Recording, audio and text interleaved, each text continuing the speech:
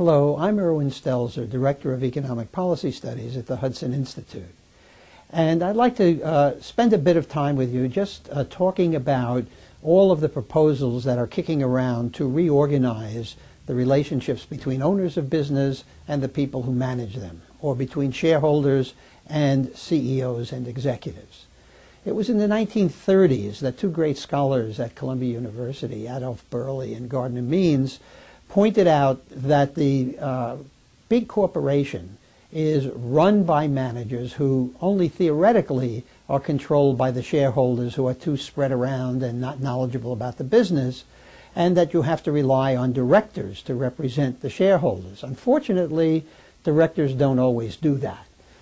They are very often cronies of the CEOs. The gestalt in a boardroom is not to make a fuss. And so the owners of a business do not necessarily control the managers, and the interests of the managers and the owners may be different. The manager, the CEO, may want a jet plane that isn't justified. The owner of the business, if he had anything to say about it, would say fly commercial. I don't think he'd say drive from Detroit, but he would say fly commercial. So the question is, how do we align the interests of the owners of the business with the managers? We tried share options as a way to do that, and it didn't work out too well because there was such emphasis on short-term profit making to get the share options up. Also, we found out that there's something called backdating, where if you didn't meet the targets, they backdated them, made up different targets, and the CEOs got the money anyhow. So it seems to me there are certain principles we have to have. One is it must be made easier for shareholders to propose their own directors.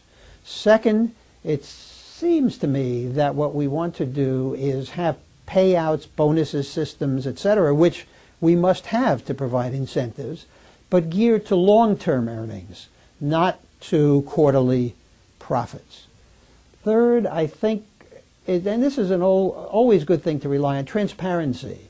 The reporting to the SEC, if any of you have ever looked at it, is so detailed as to be meaningless. What we need is, and this is a big fight for a long time, plain language, but something beyond plain language, something that when you read it, it sounds more like Warren Buffett than some bureaucrat buried in the SEC.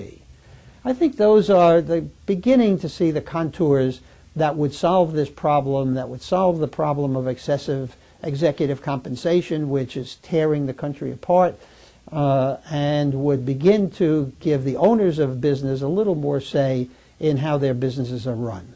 Thank you very much for listening through this.